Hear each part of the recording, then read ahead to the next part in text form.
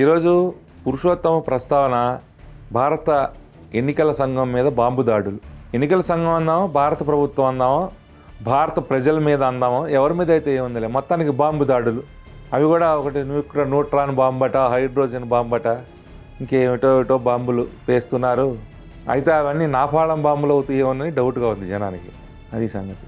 ఈ వేసేది కూడా ఏ పాకిస్తాన్ వాడో, బంగ్లాదేశ్ వాడో, చైనా వాడో అయితే పర్వాలేదు, యుద్ధం చేస్తాం. బయట వాళ్ళు కాదు, మన ప్రియతమ ప్రతిపక్ష యువజన నాయకుడు నాకంటే 3 ఏళ్ళు చిన్నాడు. యువజన నాయకుడు, నేను కూడా యువకుడినేనా, మా మనవాడిని అడిగి చెప్తా.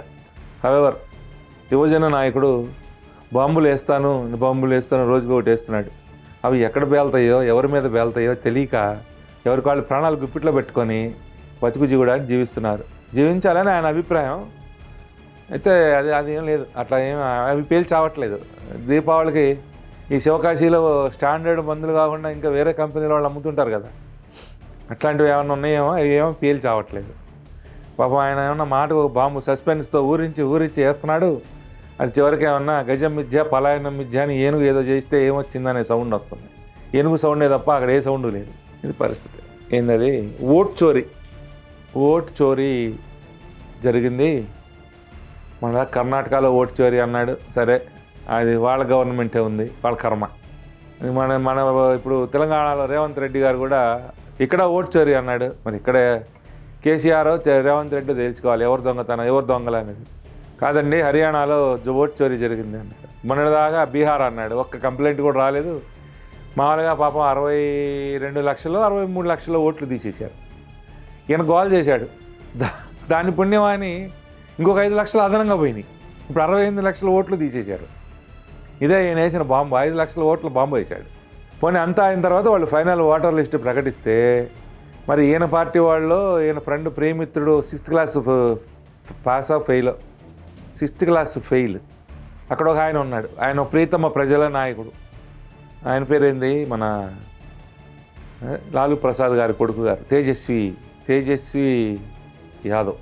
ఆయన కానీ సింగిల్ కంప్లైంట్ వేయలేకపోయాడు. రైటింగ్లో రాతపూర్వకంగా ఒక కంప్లైంట్ కూడా వేయలేదు. 68 లక్షల ఓట్లు తీసేస్తే అంటే నిజమని ఒప్పుకున్నట్టే కదా. హర్యానాలో 25 లక్షలు వేశారు. ఆ బ్రెజిల్ మోడల్, మొన్న బ్రెజిల్ పోయి వచ్చాడు, మర్చిపోయాయన. దక్షిణ అమెరికాలో పోయి పరిశీలన చేసి వచ్చాడు కదా. డీప్ స్టేట్ మీటింగ్స్ అన్నారు. అవి మనకు తెలియదు. డీప్ స్టేట్ అంటే ఎంత డీప్ ఉందో అడుగు నుంచి కనీసం అయినా బయటకు వస్తే లేదు తెలియదు. మొత్తానికి అక్కడికి వెళ్తే ఆ బ్రెజిల్ ఆమెను ఎవరినో ఫోటో కొట్టి పెట్టి 25 ఓట్లు ఉన్నాయంటాడు.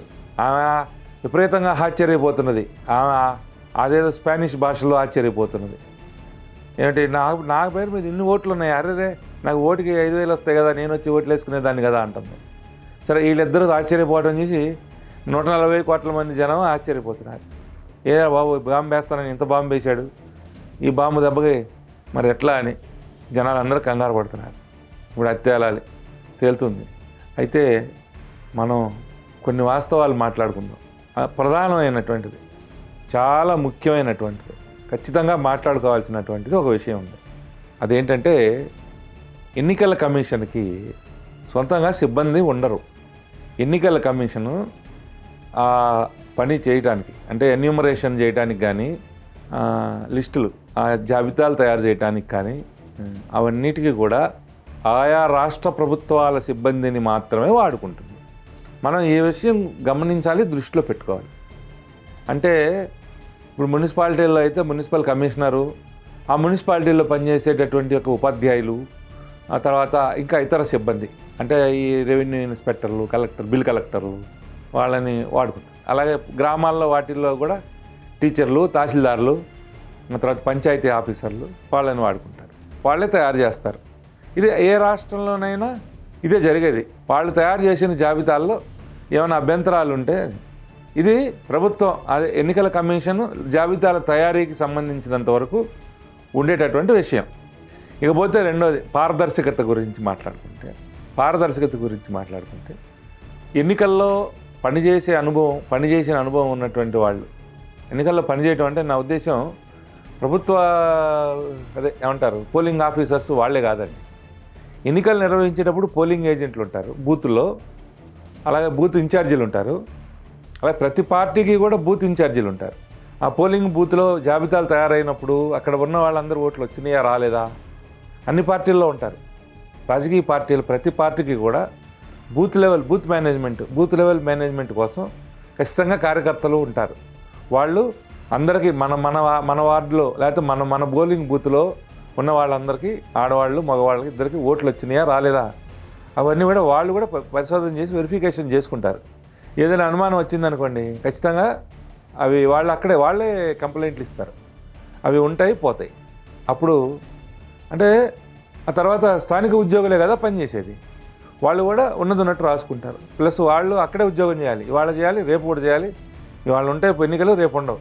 కానీ ఉద్యోగం చేసేవాడు అక్కడే ఉండాలి. ఆ మాస్టర్ ఆవులోనే ఉద్యోగం చేస్తాడు, ఆ బిల్ కలెక్టర్ అక్కడే ఉండాలి, ఆ తహసీల్దార్లు అక్కడే ఉండాలి. వాళ్ళు ఏమైనా అవకతవకలకు పాల్పడినట్టు తెలిసిందనుకోండి ప్రజలు ఊరుకోరు, చావుగొట్టి చెవులు మూస్తారు. ఎవడు ఓటు తీస్తే ఎవడు ఊరుకుంటాడు? అంత అమాయకులు ఎవరు లేరు. ఇవాళ చదువుతో సంబంధం లేకుండా ఓటు విలువ తెలిసిన వాళ్ళు భారతదేశంలో భారీ స్థాయిలో ఉన్నారు. ఇంకా రాజకీయ నాయకులే వెనకబడి ఉన్నారు జనం కన్నా కూడా నన్ను అడిగితే.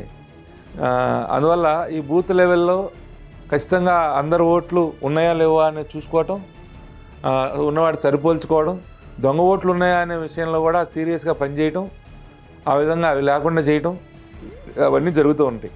అంటే ఇప్పుడు ఈయన బాంబులు పట్టుకొని శివకాశీలో పేలాన్ని బాంబులు కొనుక్కొని నేను ఆ బాంబు వేస్తా ఈ బాంబు వేస్తానని అదేది స్టూడియోలో ఉండి ఆ మానిటర్లో ఇలా తిప్పుకుంటూ అప్పు డౌన్ చేసుకుంటూ ఆ ఫోటోలు చూపిస్తూ ఈ ఫోటోలు చూపిస్తూ ఇక్కడ ఇట్లా జరిగింది ఇట్లా జరిగింది. జనాలు ఏమన్నా పిచ్చోళ్ళు అనుకుంటున్నాడా? ఇంకా గుడిసెలోకి పోయి అన్నం తిన్నాము మేము పేద ప్రజలమని, లేకపోతే ఏమన్నా ట్రైబల్స్ దుస్తులు వేసుకొని డ్యాన్సులు వేస్తే మా నాయనమ్మ డ్యాన్స్ వేసింది, మా అమ్మ డ్యాన్స్ వేసింది, మా చెల్లెలు వేస్తుంది, నేను వేస్తాను, మా డ్యాన్సులు చూడండి, మేము పేద ప్రజలు గరీబీ హఠావు. దేశం ఎంత దూరం వచ్చింది. ఇంకా ఎక్కడో బీసీలో ఉన్నాడు ఈ యువనాయకుడు, 56 ఏళ్ల యువనాయకుడు. ఈయన వేసే బాంబులు అక్కడ పేలుతాయో ఎక్కడ పేలుతాయో తెలియదు. కానీ ఈయన్ని నమ్ముకొని ఈయన చుట్టుపక్కల ఉన్న వాళ్ళ ఒళ్ళో పడి పేలి వాళ్ళు అన్యాయం అయిపోతున్నారు. మొన్న కేజ్రీవాల్ పోయాడు ఈయన దెబ్బకి, అడ్రస్ లేకుండా పోయాడు. ఇప్పుడు తేజస్వి యాదవ్ పోతాడు, దానికి డౌట్ ఏం లేదు. అది సంగతి. కర్ణాటకలో గెలిచారంటే అక్కడ స్థానిక రాజకీయాలు ఉన్నాయి, తెలంగాణలో గెలిచారంటే అదిగో 4 జిల్లాల్లో జరిగినటువంటి యొక్క ఏమన్నా వైపరీత్యం అనాలి, వైపరీత్యం. ఖమ్మం, వరంగల్, నల్గొండ జిల్లాలో జరిగిన రాజకీయ వైపరీత్యం వల్ల తెలంగాణలో అధికారంలోకి వచ్చింది కాంగ్రెస్. అంతేగాని రాహుల్ గాంధీని చూసి వాళ్ళ అమ్మని చూసి వాళ్ళ నాయనమ్మని చూసి ఎవరు ఓట్లేదు. అది సంగతి. ఇది స్థానిక ప్రభావం. అలాగే కర్ణాటకలో కూడా స్థానిక ప్రభావం వల్లనే అధికారంలోకి వచ్చింది. ఈసారి రాదు, అయిపోయింది అది కూడా. అందువల్ల ఆయన ఇంకా మమ్మల్ని చూసి ఓట్లేస్తారు. మా చెల్లెలు ముక్కు చూడండి, నేను అచ్చం మా నాన్నలాగే ఉన్నాను, మా అమ్మ అయితే చెంచు డ్యాన్స్ బాగా వేస్తుంది, లేకపోతే అదేంటి ట్రైబల్ డ్యాన్స్ వేస్తుంది, ఇవన్నీ చెప్పుకుంటూ తిరిగి ఇంకా గెలుద్దాం అధికారంలోకి వద్దాం అనుకుంటున్నారేమో. ఏమైనా కొత్తగా జనాలకు అర్థమయ్యే మార్గాలు ఆయనకి తెలిస్తే కదా, ఆయనకే తెలియవు. ఆయన ఏం చేస్తాడు? ఆయనకి చెప్పేవాళ్ళు కూడా లేరు. మొన్ననే శశి థరూర్ చెప్పాడు, వాళ్ళ పార్టీ ఎంపీఏ, జన్జీ ఉద్యమం వస్తే రాహుల్ గాంధీకి వ్యతిరేకంగానే వస్తుంది, ఈ కుటుంబం ఏం పనికిరాని వాళ్ళని కూడా అలాగే ప్రమోషన్ చేస్తా రుద్దుతూ ఉంది బలవంతంగా జనం మీద అన్నాడు. అదేదో ఆ జన్జీ ఆయన కింద పేలకుండా ఆ బాంబు చూసుకుంటే బాగుంటుంది. దీని మీద డిఫరెన్స్ ఆఫ్ ఒపీనియన్ ఉన్నవాళ్ళు ఎవరైనా ఉంటే చర్చకి రండి, కామెంట్ చేయండి, కామెంట్ రూపంలో తెలియజేయండి మీ అభిప్రాయాలని. అదేవిధంగా ఈ వీడియోని లైక్ చేయండి, షేర్ చేయండి, ఈ ఛానల్కి సబ్స్క్రైబ్ చేసుకోండి. హిట్ టీవీ యాప్, ఇందులో short news, live news, entertainment shows, movies, digital magazines తో పాటు మీ జిల్లా వార్తలను కూడా ఫ్రీగా చూడొచ్చు. ఇంకెందుకు ఆలస్యం, వెంటనే హిట్ టీవీ యాప్ ని డౌన్లోడ్ చేసుకుని ఫ్రీగా ఎంటర్టైన్మెంట్ పొందండి. Hit TV app. Hit TV app. Please download hit TV app. Hit TV app ని ఫ్రీగా డౌన్లోడ్ చేసుకొని ఎంజాయ్ చేయండి. మీకు నచ్చిన ఎంటర్టైన్మెంట్ కోసం హిట్ టీవీ యాప్ ని ఫ్రీగా డౌన్లోడ్ చేసుకొని ఎంజాయ్ చేయండి. హిట్ టీవీ యాప్ ని డౌన్లోడ్ చేసుకుని ఆస్వాదించండి, ఆశీర్వదించండి. ఇంతమంది సెలబ్రిటీలు హిట్ టీవీ యాప్ ని డౌన్లోడ్ చేసుకోండి అని చెప్తున్నారంటే ఎంత మంచి యాప్ ఆలోచించండి. అమెరికా అమెరికా అమెరికా అమెరికాలో చదవాలనుకునే వాళ్ళకి విశ్వసనీయమైన పేరు మన శౌర్య కన్సల్టెన్సీ. UK లో 1 year masters, UK లో 1 year masters, 2 years work permit up to 5 years visa. Contact Saurya Consultancy. Contact 89851 89851.